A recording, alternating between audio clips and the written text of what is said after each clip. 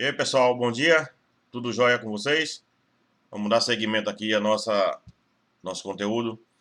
Eu lembro que a gente parou em condições de ação, né? Condições específicas da ação penal. Falamos das condições genéricas. E aqui, recapitulando rapidinho, são elas: possibilidade jurídica do pedido, interesse de agir, justa causa da ação penal, inclusive aí, lembrando que há a justa causa duplicada com relação aos crimes de lavagem de capitais, e a legitimidade de causa, né? São essas quatro condições da ação, condições genéricas da ação penal, e agora a gente continua com as condições específicas da ação penal. Vejam bem, eu vou até reportar aqui ao nosso conteúdo para demonstrar a vocês alguns exemplos de condições específicas para aclarar melhor. Na verdade, pessoal, eu vou introduzir aqui o assunto de condições específicas e vamos tratar mais detalhadamente à frente. Vou explicar já já o porquê estou falando isso. Mas condições específicas da ação penal são aquelas que devem estar presentes em alguns casos. São obrigatórias, sob pena de rejeição da denúncia ou extinção do processo sem julgamento de mérito. A depender do momento em que se perceber a sua falta, eu vou falar disso já já. Então, assim, pessoal, condições específicas da ação penal são aquelas que devem estar presentes, obrigatoriamente, em determinados casos, em determinados processos penal. Alguns exemplos que são interessantes, e aqui eu vou conduzir vocês aqui ao material para fixar melhor. Vocês podem até dar uma pausa e anotar, porque aí a fixação é melhor, mas é a critério de cada um. Mas, por exemplo, representação do ofendido é a condição específica, requisição do ministro da Justiça, provas novas quando o inquérito policial tiver sido arquivado com base na ausência de elementos probatórios. Lembram da hipótese de arquivamento do inquérito, de desarquivamento, perdão, súmula 524 do Supremo Tribunal Federal? Então, a descoberta de provas novas acaba funcionando como condição específica da ação. Se não há prova nova, não desarquiva o inquérito policial, não há denúncia, não há processo. Entenderam? Laudo pericial nos crimes contra a propriedade imaterial, autorização da Câmara dos Deputados, por 2/3 de seus membros, para a instauração de processo contra o presidente e o vice-presidente da República e seus ministros. Está lá na Constituição, seu artigo 51. E aí a leitura fica sugerida, obviamente. A condição de militar nos crimes de deserção, abandonar o posto, e trânsito em julgado trânsito em julgado da sentença que por motivo de erro ou impedimento anule o casamento nos crimes de induzimento a erro essencial ou de ocultação de impedimento de casamento. Pessoal, aqui alguns exemplos, existem vários outros que, se fosse elencar, ficaria exaustivo, cansativo, na verdade, para a gente. Mas o que eu quero mencionar nesse momento é que nós vamos nos ater a esses dois primeiros exemplos mais à frente, e falaremos detalhadamente da representação do ofendido e da requisição do ministro da Justiça. Tecendo por que isso? Porque são as mais importantes, são as mais cobradas, são as mais corriqueiras, inclusive na própria vida prática, vida profissional. E se bem que existem as demais, obviamente, mas não há, sim, tanta necessidade de explorar todos esses requisitos. O importante é você captar a essência da coisa e que se traduz no fato de que a condição específica da ação deve estar presente em alguns casos e, sem a presença dessa condição, o processo pode não nascer, se nascer pode ser extinto sem mérito. Vou falar, como eu disse, sobre isso ainda. Agora, percebam, a condição específica da ação, ela acaba se tornando uma condição de procedibilidade. Proceder. Por que isso? Porque o processo só nasce se ela estiver presente. Então, assim, eu volto ao material aqui para vocês, porque há uma diferenciação que devemos fazer sobre condição de procedibilidade e condição de prosseguibilidade. Pessoal, atentem aqui a essa diferença. Condição de procedibilidade, proceder. Ou seja, é uma condição imposta pela lei para que o processo tenha início. O processo só nasce se a condição estiver implementada. E a condição de prosseguibilidade, de prosseguir, é uma condição para que o processo tenha continuidade, ou seja, o processo já nasceu. Vou dar um exemplo aqui, que está lá no artigo 129, que é o crime de lesão corporal leve, quando foi alterado o artigo 88 da Lei 9.099, essa lei de 95, e esse artigo foi alterado para exigir do processo, exigir da acusação o implemento da condição da representação para que o processo tivesse início com relação ao crime de lesão corporal leve. Vejam bem, em 95 saiu a Lei 9.099 e não disse nada sobre o crime de lesão corporal leve. Beleza. Crime de ação penal pública incondicionada. Não precisa de nenhuma condição. Em 98, salvo engano, a lei foi alterada e passou a exigir, com relação ao crime de lesão leve, a representação. Ok, os processos agora só nascem, com relação aos crimes de lesão corporal leve, se houver representação da vítima ou do ofendido. E nós vamos falar sobre ela detalhadamente mais à frente. E os processos que já estavam em curso, como é que fica? Então aí é que eu volto a vocês, porque os processos novos só iam nascer, só iam proceder se houvesse representação. Se houver representação. Os processos que já estavam em curso, o que é que tinha que acontecer? O juiz intimava a vítima para oferecer a representação, porque não tinha oferecido antes. E essa representação, com os processos que já estavam em curso, acaba funcionando como uma condição de prosseguibilidade. O processo só terá continuidade se houver essa representação. Então, tranquilo, pessoal? Vejam, proceder é dar início. Prosseguir é continuar com a ação penal. Percebam que a representação aí, nesse caso, com relação ao crime de lesão corporal leve, previsto lá no artigo 129 do Código Penal, mas por imposição da Lei 9.099, a representação acabou funcionando lá em 98 como uma condição de prosseguibilidade. O processo só nascia se ela fosse implementada, os processos novos, e os processos que estavam em curso, para continuar, teve que ser oferecida a representação durante a sua continuidade. Ok? Durante a sua tramitação, melhor dizendo. Então, assim, eu costumo fazer essa diferenciação, vou voltar aqui ao material, porque é realmente importante para que não haja confusão. Percebam, procedibilidade é de proceder, condição imposta pela lei para que o processo tenha início. Prosseguibilidade é uma condição para que o processo tenha sua continuidade.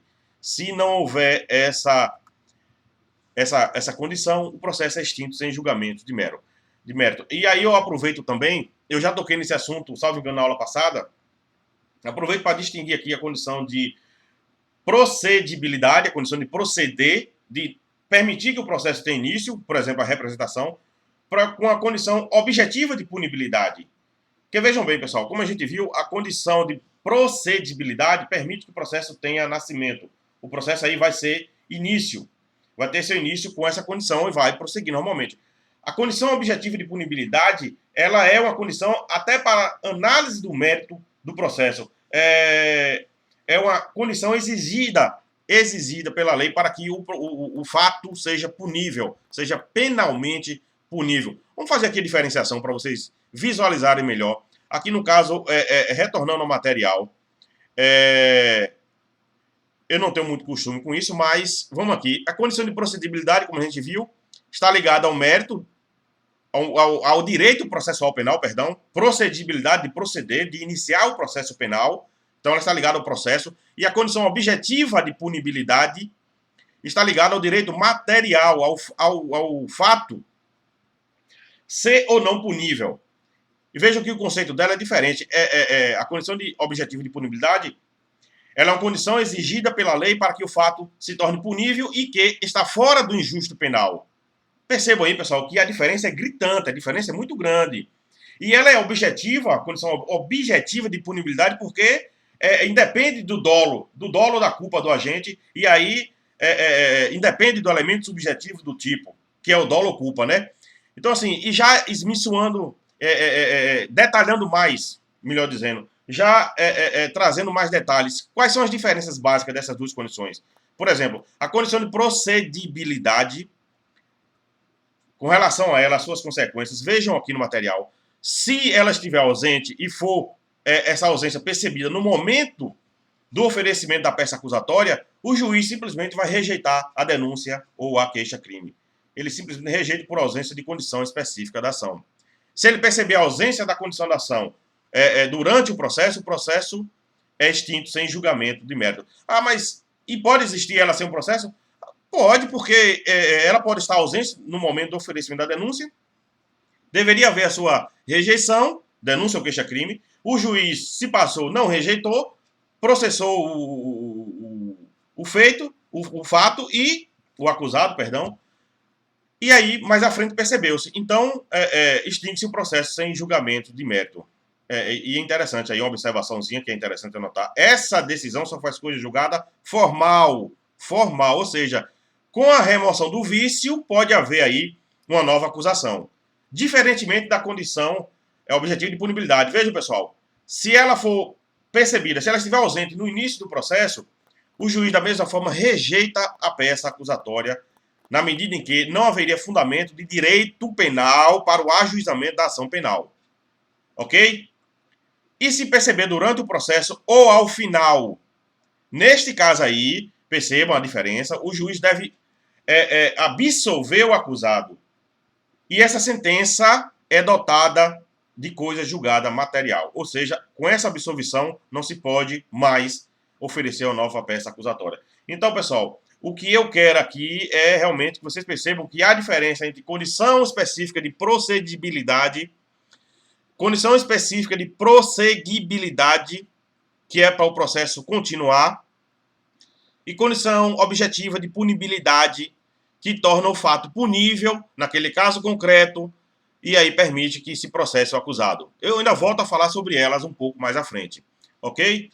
A gente segue aqui, após falar essas diferenciações, mas aqui, por exemplo, com relação à condição objetiva de punibilidade, vou aproveitar logo aqui o gancho para tratar um pouco mais dela e tentar ser um pouco mais claro. Por exemplo, fala-se muito nessa condição com relação à decisão final em processo administrativo que apure crimes material contra a ordem tributária, crimes materiais contra a ordem tributária, processos ou procedimentos administrativos que apurem crimes materiais contra a ordem tributária. Pessoal, há, na verdade, aí uma divergência doutrinária com relação à natureza jurídica do fato de se exigir o lançamento definitivo para que se configure o crime, seja punível o crime material contra a ordem tributária. Esses crimes estão previstos na Lei 8.137 de 1990, artigo 1º, incisos 1º a 4º, e esses crimes materiais contra a ordem tributária só são puníveis se houver o lançamento definitivo no aspecto tributário. Então, essa condição objetiva de punibilidade, ela possui que natureza jurídica? Aí formou-se aí na doutrina 3 correntes, observem, 3 correntes, 3 entendimentos, 3 divergências. A primeira delas, entendendo por sinal que o Ministério Público não está obrigado Perceba, eu vou voltar aqui para contextualizar, pessoal, porque sem a condição objetiva de punibilidade, se não há a sua presença, se ela não é implementada, o juiz vai rejeitar a denúncia. Então acaba sendo condição da ação. Mas percebam que o procedimento administrativo, ele tramita na esfera administrativa, por óbvio, mas percebam que ele acaba por vincular a jurisdição, na visão do Supremo Tribunal Federal. Estão lembrados que existe o princípio da independência dos poderes? O princípio da separação dos poderes. E no caso aqui, o judiciário acaba ficando, entre aspas, vinculado a um implemento de uma condição que ocorre no Poder Executivo, porque só com o lançamento definitivo é que poderá haver a punição do acusado numa eventual ação penal, que obviamente tramitará no Poder Judiciário.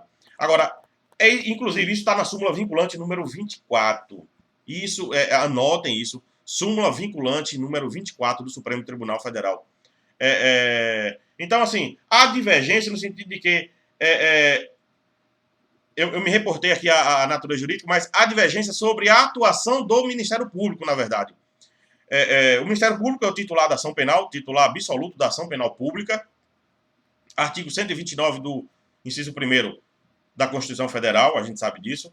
E aí a indagação é a seguinte: o MP, para oferecer denúncia nesses casos, ele precisa esperar o exaurimento do procedimento administrativo tributário? Ele precisa esperar que haja o lançamento definitivo?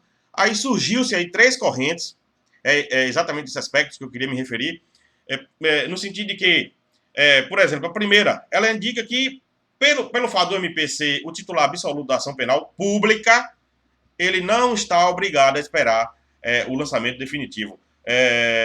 Não está obrigado a esperar o exaurimento do processo administrativo, que é quando ocorre o lançamento definitivo com relação ao crime tributário. Crimes contra a ordem tributária, crimes materiais contra a ordem tributária, previsto ali na Lei 8.137 de 1990. Essa é a primeira corrente. A segunda corrente, pessoal, entende que a decisão final do processo administrativo funciona como uma elementar do crime material. Percebam? Elementar do crime material. Isso, quando fala de elementar, lembra o quê? Artigo 29, 30 do Código Penal. Se é um elementar do crime, ela deve estar presente para que haja o oferecimento da denúncia. Então, no caso aí, o MP teria que realmente aguardar a decisão final do procedimento administrativo. E uma terceira corrente sustenta que a decisão final do procedimento administrativo funciona como condição objetiva de punibilidade. Pessoal, essa aí acaba sendo essa terceira corrente, o entendimento fixado pelo Supremo Tribunal Federal. Existe a divergência na doutrina, a jurisprudência se alia mais a essa terceira corrente, inclusive aí a nível de Supremo Tribunal Federal, sumulando no seu verbete aí, vinculante de número 24, esse entendimento. Lá diz que não se tipifica crime contra a ordem tributária, crime material contra a ordem tributária antes do lançamento definitivo. Eu mencionei um exemplo, vou tornar a repetir com relação ao jogador Neymar, lá na subseção judiciária da cidade de Santos, estado de São Paulo. Ele foi denunciado, ou ele ou foi o pai dele, perdão, eu não sei exatamente, ou os dois. E, na verdade, a imprensa gosta dessas coisas, né? Depois que saiu a notícia que foi veiculado que o juiz rejeitou a denúncia oferecida pelo Ministério Público Federal.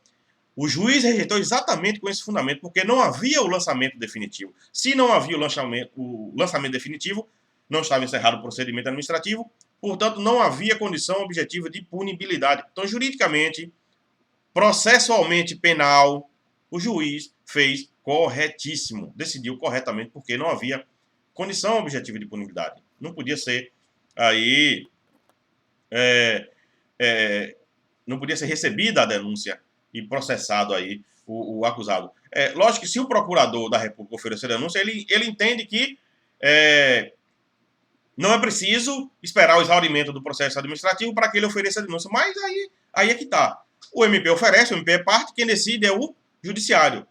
O juiz até podia não entender o que diz o Supremo. Mas lembrando o seguinte, se a súmula é vinculante, ela vincula, estou sendo redundante para a fixação ficar melhor, ela vincula o Poder Judiciário, salvo o próprio Supremo. Mas o juiz, cá embaixo, ele está vinculado ao entendimento fixado na súmula vinculante. Ainda que ele discorde desse entendimento, ok? Aí ele aplicou a súmula 24, rejeitou a denúncia e na sequência, eu não sei como ficou, mas o fato é que entendeu-se que ali não havia condição objetiva de punibilidade, portanto, aí o juiz rejeitou a denúncia. Pessoal, detalhando melhor, quais são as consequências da ausência dessas condições no processo penal? Eu falei, vou tornar a repetir, mostrei ali no esquemazinho, mas eu quero que vocês fixem melhor, porque isso é muito importante. E quando a condição objetiva de punibilidade ou a condição específica da ação, melhor dizendo, a condição específica da ação está ausente e o juiz percebe essa ausência logo no juízo de admissibilidade da denúncia ou da queixa-crime, ele simplesmente dá uma decisão rejeitando a peça acusatória. Ele rejeita a queixa, ele rejeita a denúncia. Essa decisão desafia recurso em sentido estreito. Vocês vão ver isso lá em Processo Penal 4. E aí, provavelmente, se a condição não estiver realmente presente, o tribunal vai confirmar a decisão do juiz. Mas o que eu quero que vocês atentem é o seguinte: no momento do juízo de admissibilidade da peça acusatória, se não houver a constatação da condição específica da ação penal, o juiz simplesmente vai rejeitar a peça acusatória. Se a ausência for percebida durante o processo, haverá aí um julgamento sem resolução de mérito. Na verdade, aqui há uma discussãozinha, e eu acabei me lembrei aqui, há uma discussão porque no começo o juiz rejeita a peça.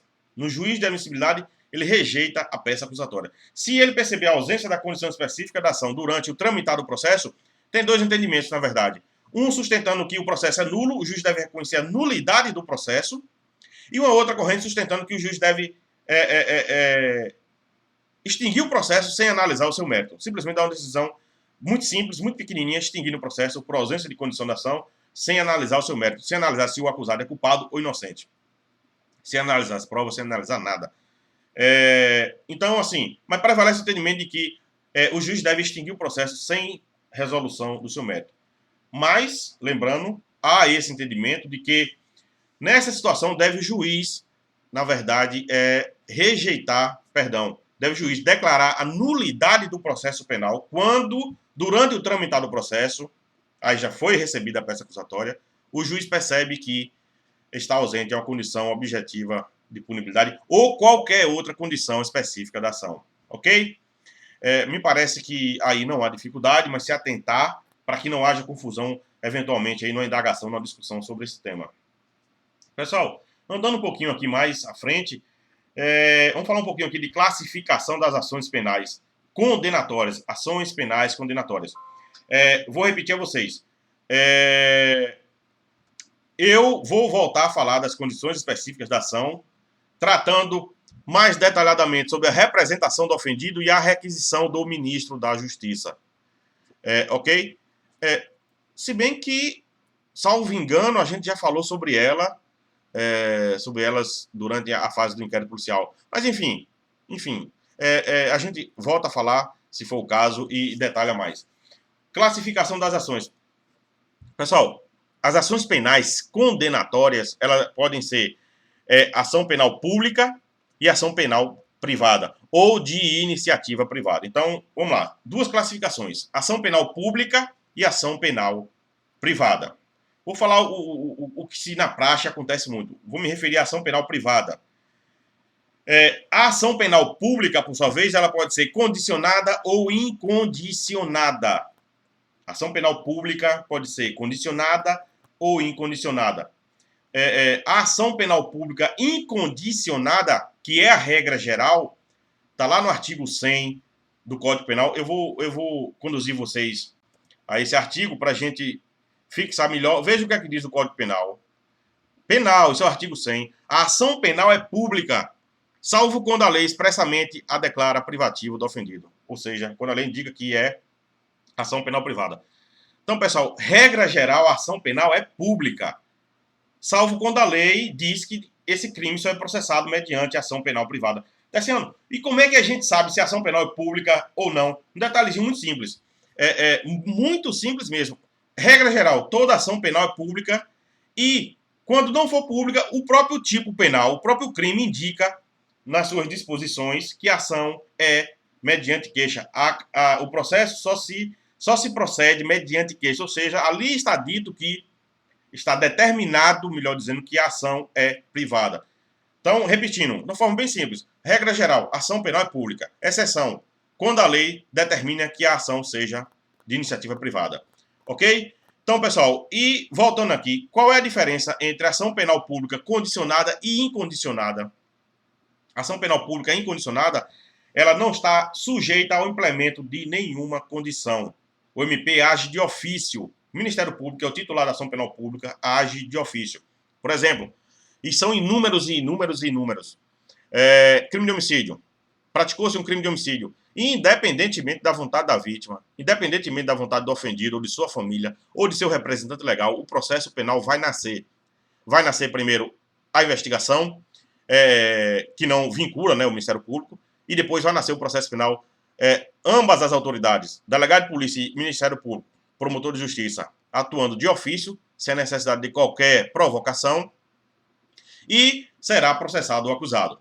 Então, essa ação é ação pública incondicionada. Não se precisa de nenhuma condição para que haja o nascimento do processo. Condição, digamos assim, específica. As condições genéricas, lembrem-se, sempre devem estar presentes. Possibilidade jurídica do pedido, interesse de agir, legitimidade de causa e justa causa. E se o crime for de lavagem de capitais, justa causa duplicada. Não esqueçam disso. Quando a gente se refere que a ação penal pública incondicionada não depende do implemento de uma condição, atentem, essa condição é a condição específica da ação. Repetindo, em regra, com base no artigo 100 do Código Penal, todo crime é de ação penal pública, salvo as exceções, e as exceções é quando a lei determina que o crime seja de ação penal privada, ok?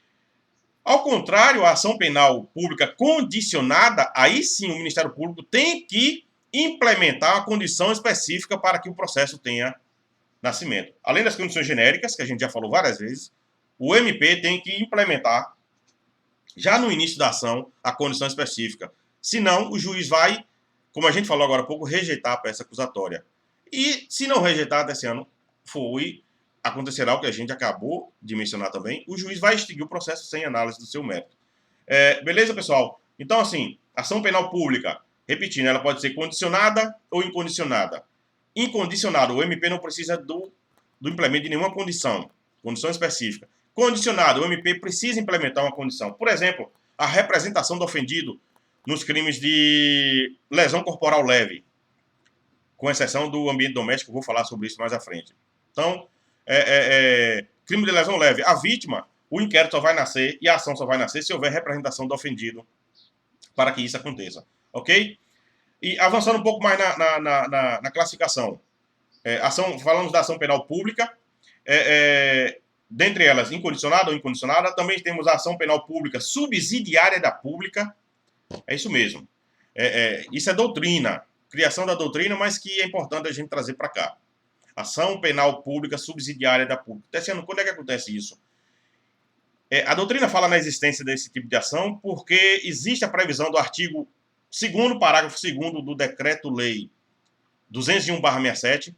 Vamos lá para vocês verem a redação desse dispositivo. Vejam bem, artigo 2º, parágrafo 2º do Decreto-Lei 201/67, e ele diz o seguinte, observem aqui, pessoal, se as providências para a abertura do inquérito policial ou a instauração da ação penal não forem atendidas pela autoridade policial ou pelo Ministério Público Estadual, poderão ser requeridas pelo Procurador-Geral da República. Pessoal, aqui é o seguinte. Primeiro, esse decreto trata dos crimes praticados por quem é prefeito durante o seu mandato.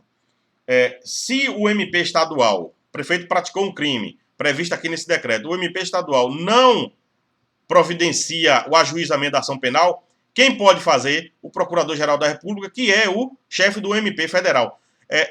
Percebam, então, a ação continua pública, mas deixando de ser intentada pelo MP estadual e passando a ser ajuizada pelo MP federal. Pessoal, essa disposição aqui, a esmagadora maioria da doutrina entende que não foi recepcionada pela Constituição, porque há duas razões muito fortes para isso.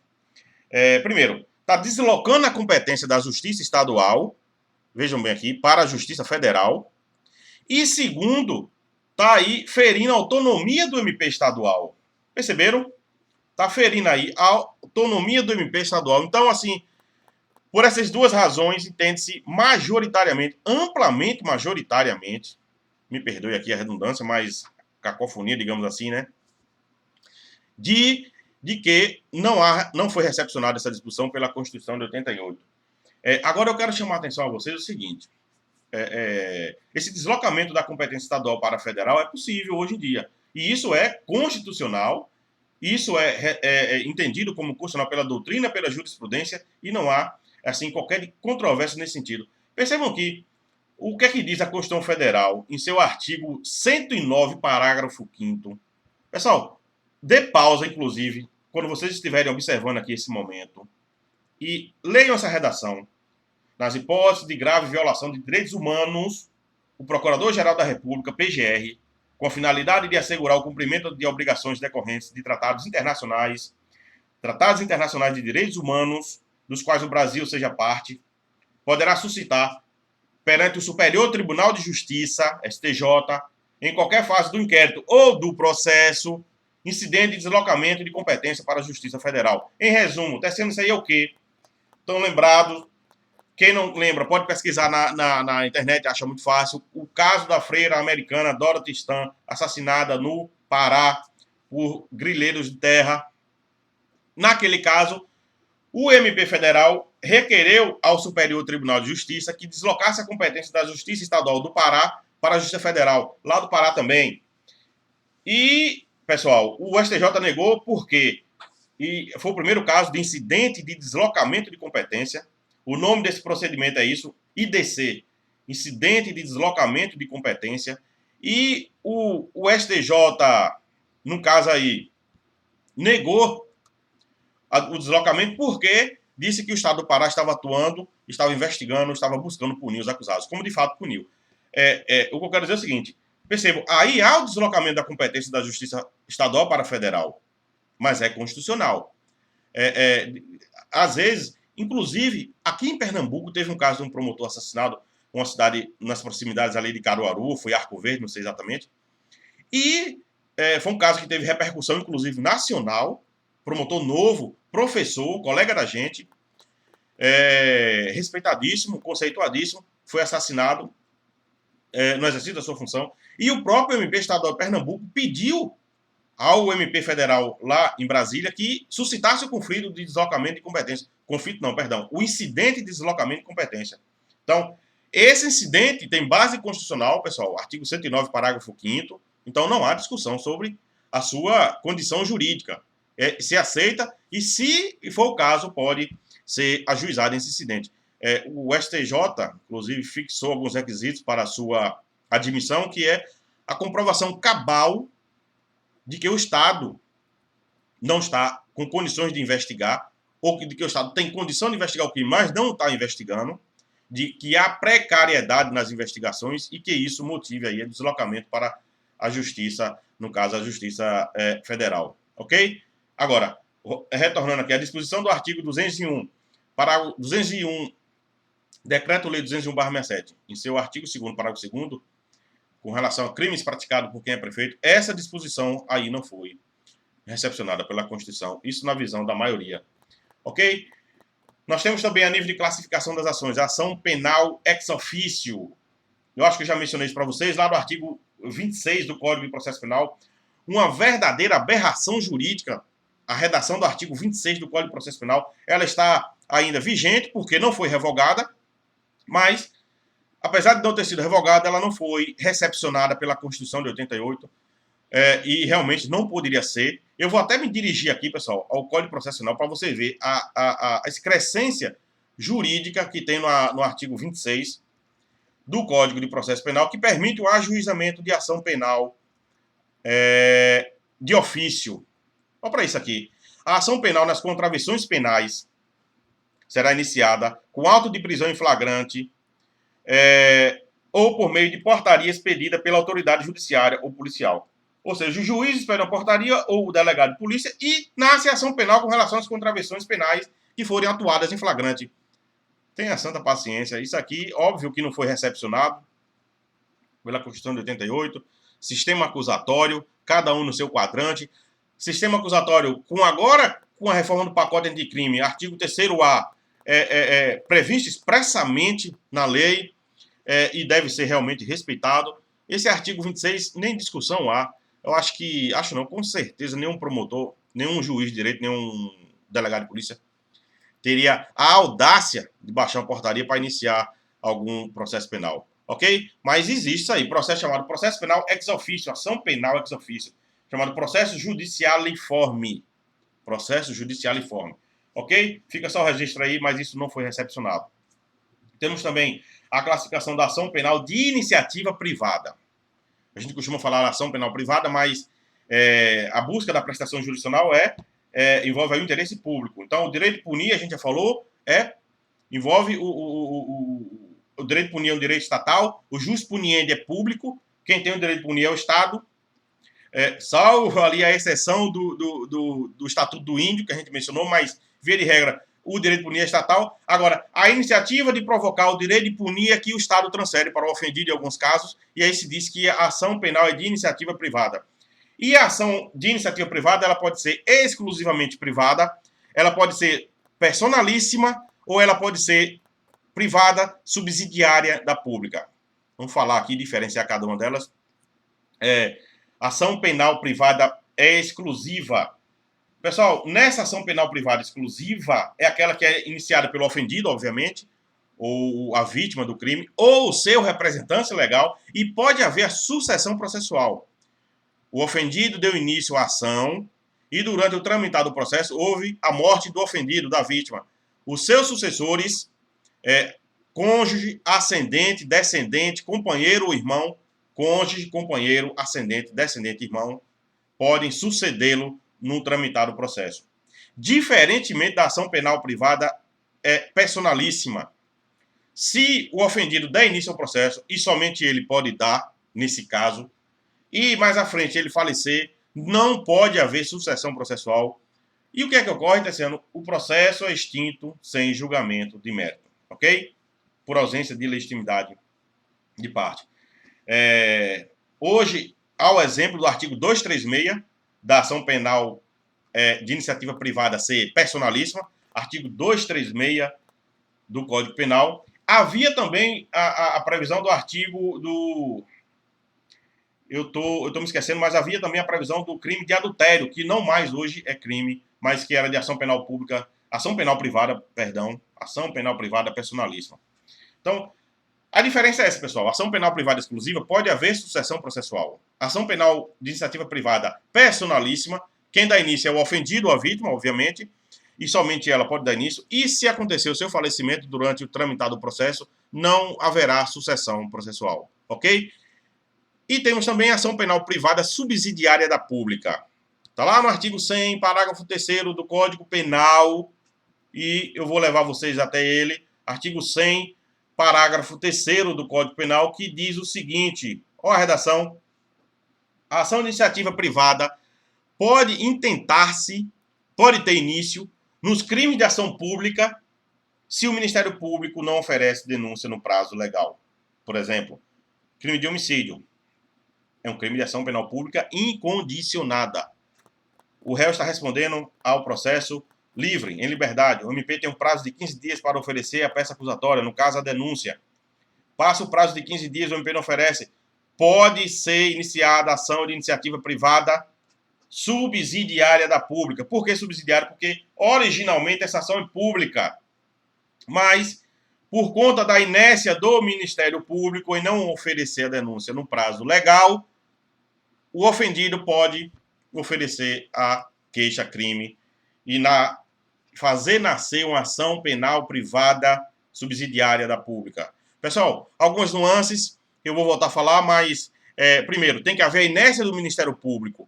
Essa inércia tem que ser injustificada.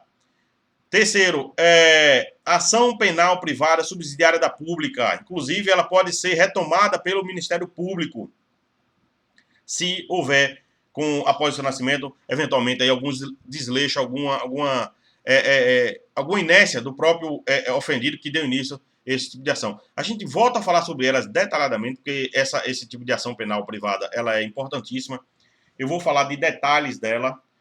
No caso, o prazo, que é de 6 meses, passou o prazo do MP de 15 dias, no caso, o réu solto, o ofendido tem 6 meses para entrar com queixa-crime e fazer com que nasça a ação penal privada subsidiária da pública. Tudo isso eu vou voltar a falar com maiores detalhes. Por enquanto, a gente fica aqui atento aqui às classificações da ação.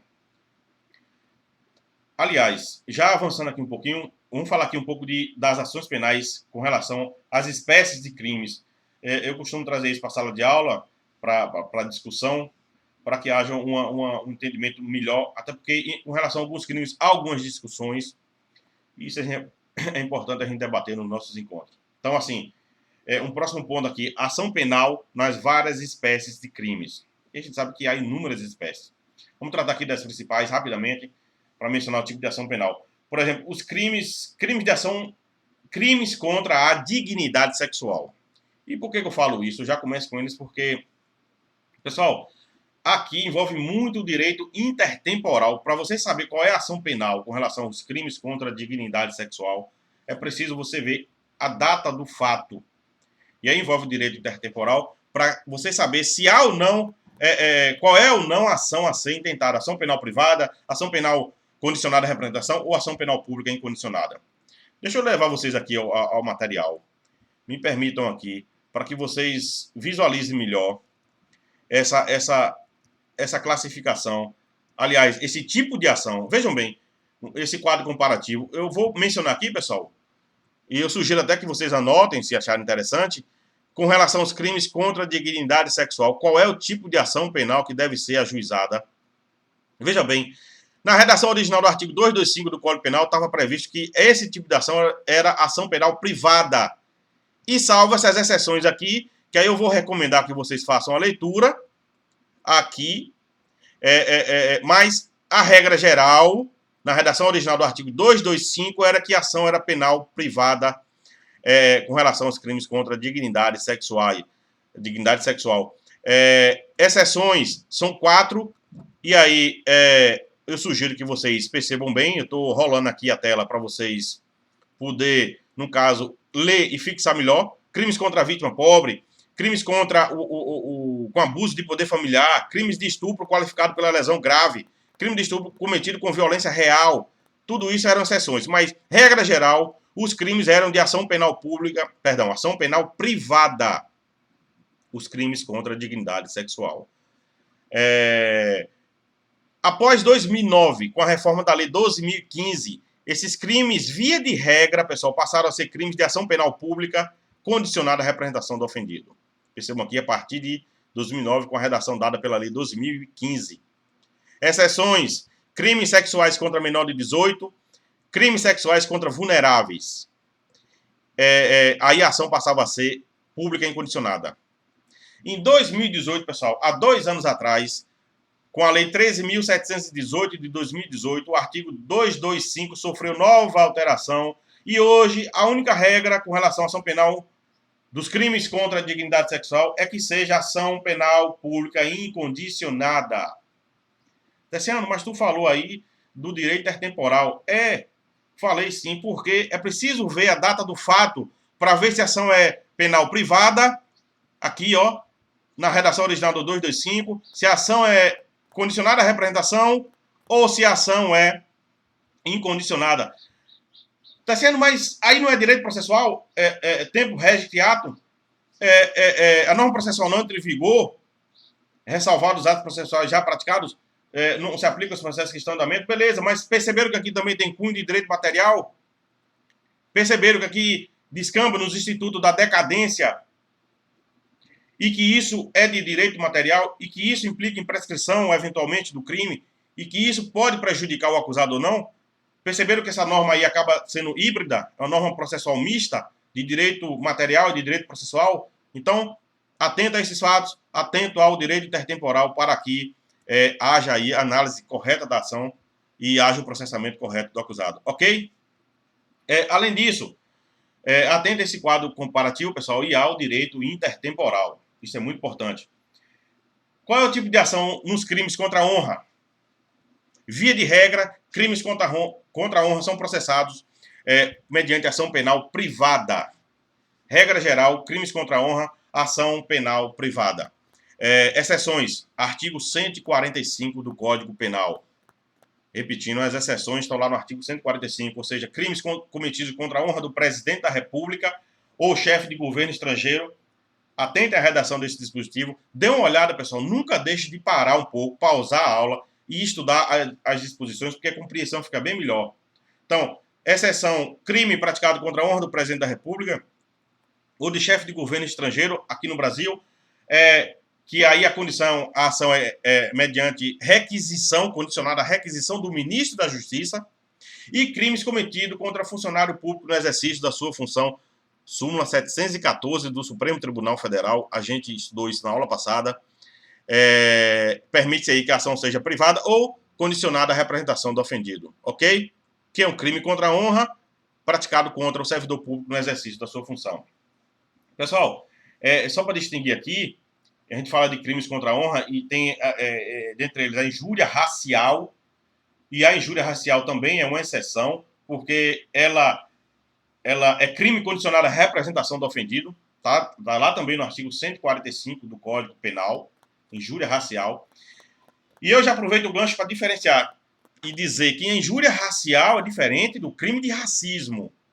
Injúria racial, eu não sei se vocês lembram, talvez não, mas houve um caso com relação ao jogador Grafite, ele é negro e foi chamado de macaco durante a partida de futebol em algum estádio, aí, salvo engano, no Rio Grande do Sul.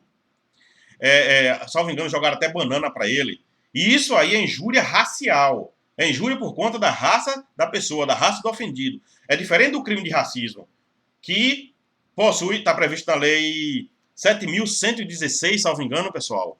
E o crime de racismo, ele é de ação penal pública incondicionada, inclusive é um crime imprescritível, conforme prevê o artigo 5º da Constituição, não me lembro exatamente do inciso, mas é um dos crimes que é imprescritível, ok? Então, são essas exceções aí que eu queria trazer para vocês. E, avançando aqui, os crimes eleitorais contra a honra. Crimes contra a honra, repetindo, via de regra, é crimes de ação penal privada. Exceções, artigo 145 do Código Penal. Crimes contra a honra, crimes eleitorais contra a honra, é crime de ação penal pública incondicionada. Isso está lá no artigo 355 do Código Eleitoral. Dê uma olhadinha nesse dispositivo, artigo 355 do Código Eleitoral. Então, lembrando exatamente isso, crimes eleitorais contra a honra, que geralmente é praticado durante as eleições. Fato raro aqui no Brasil, né? É fato bem raro. Mas é crime de ação penal pública incondicionada. E aí, pessoal, eu aproveito para mencionar e lembrar também, por ser novidade, a lei Carolina Dickmann, que com relação aos crimes de invasão de dispositivo informático, determinadas pessoas invadiram o computador dela, furtou ali imagens íntimas delas, vídeos, e o Congresso Nacional, como sempre, né, correu, fabricou uma leizinha ali penal, até porque mexeu com gente da Globo, mas nesse caso até acho que foi certo mesmo, e editou a lei 12.737, sancionada aí, obviamente, pelo presidente da República, a chamada lei Carolina Dickmann, porque ela foi a vítima, lei 12.737 de 2012, e passou a prever essa lei que, regra geral, com relação a crimes de invasão de dispositivo informático, a regra geral é que a ação seja pública, condicionada à representação do ofendido. Então, no caso, a pessoa teve um computador invadido, foi furtado ali e divulgado posteriormente imagens íntimas. Com relação a esse crime, o crime está no artigo 154A e 154B do Código Penal, 154A e 154B. A regra geral com relação a esses crimes é que a ação seja mediante representação do ofendido. A ação pode ser pública e incondicionada quando a invasão do dispositivo seja praticada com relação à administração pública. Quando a vítima for a administração pública. E é óbvio que talvez vocês estejam pensando, mas vai divulgar a imagem íntima da administração? Lógico que não, né? Mas vai divulgar arquivos que é secretos, por exemplo, arquivos que não podem ser divulgados. E aí da administração que envolve o Distrito Federal, municípios, estados e a União. Há arquivos que são secretos, não podem ser divulgados, e ninguém tem o direito de estar invadindo o computador alheio, o dispositivo informático de quem quer que seja, ou de pessoa física ou jurídica, ok? Então, processualmente falando, via de regra, ação penal pública condicionada à representação do ofendido. Exceção, quando a vítima for administração pública, o crime é de ação penal pública incondicionada. Avançando, ação penal nos crimes de lesão corporal culposa, crime de embriaguez ao volante e de participação em competição não autorizada, lá no artigo 306 do Código de Trânsito. Pessoal, teve algumas alterações. É preciso também observar aqui o direito intertemporal para ver a data do fato, e aí você verificar se não há alguma implicância no direito material do acusado, para se definir qual é a ação penal. Mas são crimes hoje de ação penal pública incondicionada. Lesão corporal culposa no trânsito, participação em competição não autorizada, chamada racha, embriaguez ao volante. Cuidado vocês, se beber, não dirijam. Ok? Ação penal nos crimes ambientais são crimes de ação penal pública incondicionada, por menor que seja a pena. São crimes de ação penal pública incondicionada. E aqui eu aproveito para relembrar o que a gente já falou. Pessoa jurídica pode ser acusada em processo penal com relação a crimes ambientais. Aproveito para falar também, houve o abandono pelo STJ e pelo Supremo Tribunal Federal da teoria da dupla imputação. Ou seja, a pessoa jurídica pode ser condenada sozinha, independentemente da condenação da pessoa física, que é responsável pela pessoa jurídica, seu diretor, ok? Isso foi abandonado, essa teoria foi abandonada, esquecida pelo Supremo Tribunal Federal, pelo STJ, ou seja, pela jurisprudência dos nossos tribunais. Agora, eu falei no começo da aula, vou agora discutir um pouco mais com relação ao crime de lesão corporal leve. Pessoal, artigo 129 do Código Penal, 129 caput do Código Penal, o crime de lesão corporal leve é crime de ação penal pública condicionada à representação do ofendido.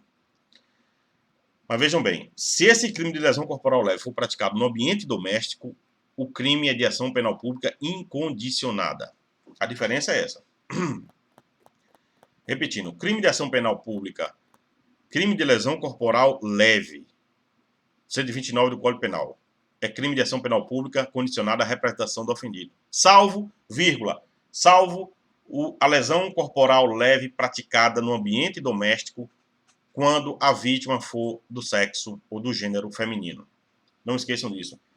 Agressão à mulher, que pode até ser praticada por outra mulher no âmbito doméstico, que configure lesão corporal leve, esse crime é de ação penal pública incondicionada. O Supremo Tribunal Federal decidiu isso na ADPF 4424, salvo engano, em fevereiro de 2012. Ok? Então, lesão corporal leve contra a mulher no âmbito doméstico, o crime é de ação penal pública incondicionada. Não há mais discussão isso. Atentem ao artigo 16 da Lei Maria da Penha, ele vai definir melhor esse aspecto para vocês. Ok, pessoal? Artigo 41 da Lei Maria da Penha e 16. O 16 é que fala da retratação da representação, acho que a gente já falou sobre isso, a gente não precisa mais detalhar. Também tem, pessoal, ação penal popular. O que é ação penal popular? Ação penal, porque existe ação popular, da Lei 4717/65. A ação penal popular nada mais é do que o habeas corpus. Tem doutrina que classifica o habeas corpus, na verdade, como ação penal popular. Por que isso? Porque qualquer pessoa do povo, independentemente de possuir capacidade postulatória, pode impetrar, melhor dizendo, um HC. Pode impetrar um habeas corpus. A pessoa confecciona, assina e vai ser conhecido como habeas corpus. Por exemplo, alguns presos remetem cartas para o Supremo Tribunal Federal para analisar a situação deles. E essas cartas o Supremo recebe, cartas manuscritas mesmo pelos presos, pedindo para analisar, melhorar a situação deles, rever a pena deles, diminuir a pena que foi aplicada. O STF recebe essas cartas como HC, exatamente porque qualquer cidadão do povo tem capacidade para impetrar o HC, e por isso ele é conhecido como ação penal popular, ok? Temos também a ação de prevenção penal. No meio jurídico, perguntem, façam só o teste. Eu fazia, quase ninguém sabe dizer o que é isso. Ação de prevenção penal. É aquela ação penal ajuizada para processar fato praticado por quem é inimputável. Agora, o inimputável por anomalia psíquica, ali do artigo 26 do Código Penal. Não é o inimputável pela idade. O menor de 18 anos não responde à ação penal, ele responde à ação socioeducativa, a gente sabe disso. Então, o inimputável, por anomalia psíquica, ele responde a uma ação de prevenção penal que vai aplicar a ele uma medida de segurança. O nomezinho dessa ação a classificação dela, ação de prevenção penal. Temos também a ação penal secundária, que a depender do caso concreto, a ação varia a sua espécie. Por exemplo, crime de estupro. Não na vigente, no vigente normativo do artigo, na vigente redação do artigo 225, mas em redações anteriores. A depender da situação, o crime era de ação penal pública condicionada à representação, e a depender do modus operandi como o crime foi praticado, ele passaria a ser crime de ação penal pública incondicionada. Então, repetindo, esse crime hoje, o crime de estupro, é crime de ação penal pública condicionada. Mas no passado, a depender do modus operandi, ele poderia ser crime de ação penal pública condicionada à representação ou crime de ação penal pública incondicionada, a depender da vítima e do modus operandi, se havia violência real ou não. E, para fechar aqui, pessoal, ação penal adesiva. O que vem a ser ação penal adesiva? Aí nós temos uma divergênciazinha, temos duas correntes do que vem a ser ação penal adesiva. A primeira corrente de Nestor Távora dizendo que é o litisconsórcio, ação penal adesiva, o litisconsórcio entre o MP e o ofendido em crime de ação penal pública praticado em concurso com crime de ação penal privada. O MP atuando aqui no crime de ação penal pública, obviamente, o querelante, crime de ação penal privada. Segundo Nestor Távora, isso aí configura uma ação penal adesiva. E segundo Fernando Tourinho Costa, um excelente doutrinador, ele diz que a ação penal adesiva é quando há a possibilidade do ofendido ingressar no processo penal como assistente de acusação. Artigo 268 do Código de Processo Penal. Ok? Isso é o que se diz de ação penal adesiva. Pessoal, próxima aula a gente ingressa em princípios da ação penal, falando de princípios da ação penal privada e ação penal pública, e damos seguimentos aí para mais uma aula. Provavelmente aí a gente tenha mais umas 2 ou 3 aulas para não ficar tão cansativo. Eu vou encerrando essa por aqui, já estamos quase com 1 hora de aula e fico à disposição de vocês. Próxima aula a gente reinicia com princípios da ação penal. Ok? Grande abraço.